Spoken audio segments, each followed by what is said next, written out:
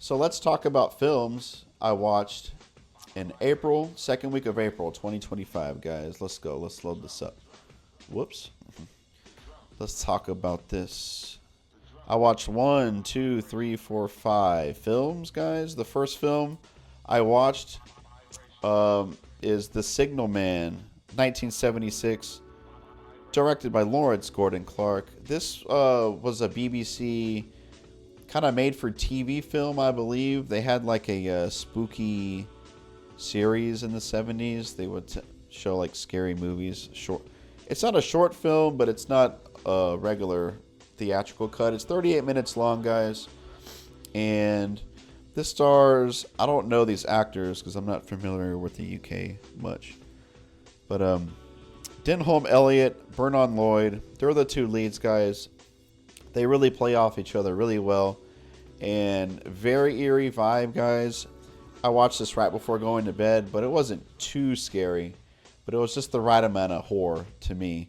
But this guy that works kind of as a signalman, a little train depot, and he kind of has like this little shack to himself. But a man comes along and introduces himself. They kind of bond, but there's something amiss. The signalman sees something. He sees visions at times, and I don't want to spoil it, guys. I might give too much stuff away in 38 minutes here.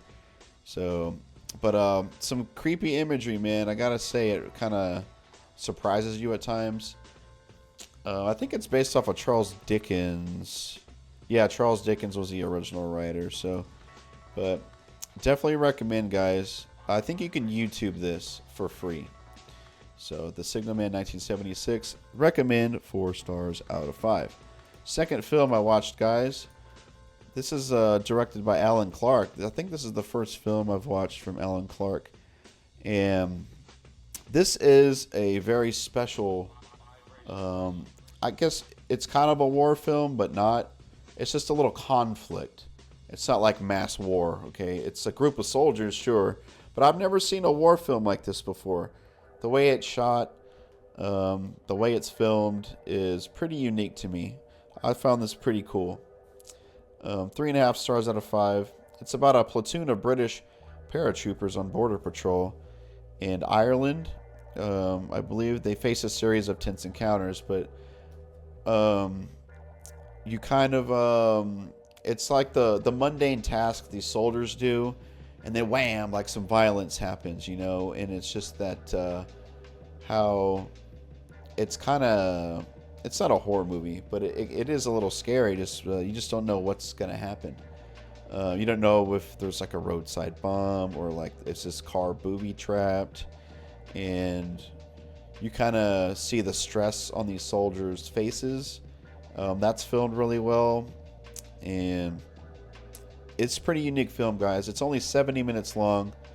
I gave this one 3.5 stars out of 5. I say go watch it. By the way, I watched this at rightbraintv.com, guys, and they have tons of underground films, tons of foreign films, and definitely a lot of anti-imperialist stuff, guys. Become a member today. They're always running flash sales, and they're family to me. I love these guys so much. What's up, guys? Marcus. Damn, I always forget his name. Kevin and Marcus. I always forget the other guy's name. Sorry, I blew that. But go support Right Brain TV. All right, third film I watched, guys, of 2025, the second week of April. I am a huge Scott Adkins fan. This is Take Cover, directed by Nick McKinless. Stinker, guys. 1.5 stars out of 5. Really, really disappointing. Scott Adkins has a couple of moments of good action, but his sidekick is a complete, he's just a dickhead, man. He really bums this movie down, and they're kind of trapped in this high-rise in a single bedroom, or like a single condo studio bachelor pad. Like a sniper is just kind of watching them, and there's just not much going on, man. Scott Adkins is fine, but it's like I've seen way better action movies from Scott Adkins, guys. This is not it. And this just came out in 2024. So I think I'll watch this for free on Tubi. It's definitely available to rent on other places, guys, but I probably wouldn't pay for this.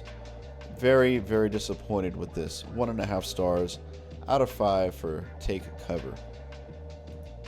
A miss from Scott Adkins, guys.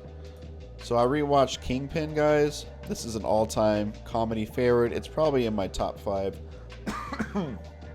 top 5 comedies of all time.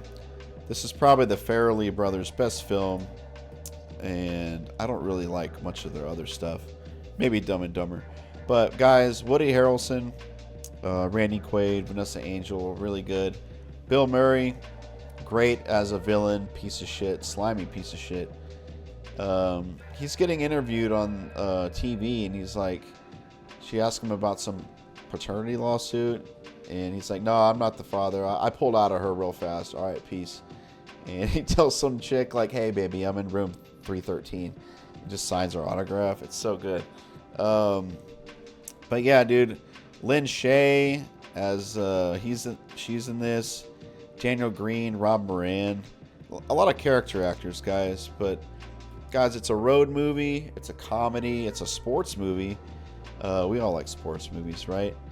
And I think the dramatics are well done. The friendship, the camaraderie is really good between the 3 characters. There's some character growth, and there's some good color palettes.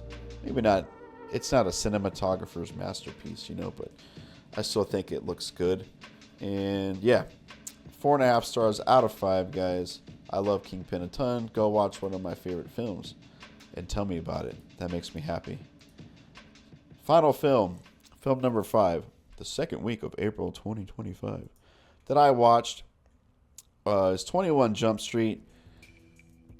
And guys, I was curious. I had to know. I'm kind of new-ish blockbustery Hollywood films I'm not into anymore, but I had to know. I wanted an easy watch, something to laugh at. Not so much, guys. 2 stars out of 5. Very middle school humor. Jonah Hill, Channing Tatum, they're all right. Brie Larson's decent. Dave Franco's all right. Ice Cube, he's just playing the angry black man trope. It's kind of lame. He's just screaming the whole time. Chris Parnell as the theater teacher, he's pretty funny. He's alright. But yeah, guys, it just wasn't for me. I did like how there was a connection to Donnie Brasco, and like, because in Donnie Brasco, Joe Piscone, Johnny Depp's undercover, but a guy recognizes him from the academy years back, and he's like, hey, Joe. But Johnny Depp punches the guy and was like, I'm undercover. And his mobster friend's like, what's that about? He's like, oh, he grabbed my dick, dude. But Jonah Hill does the same exact thing. Maybe inspired, maybe a coincidence. Maybe they copied it. I don't know. But I like Dave Franco's reaction. He's like, what? So, but yeah, 21 Jump Street, guys. 2 stars out of 5. It's an alright comedy. Wasn't a total time waster, but the middle school humor, the comedy just didn't land for me. So there's that. Let's see. What else did I watch the next week? 1, 2, 3, 4, 5, 6, 7 movies. Damn. 8 movies? So how do you count days in April? Can't talk right now.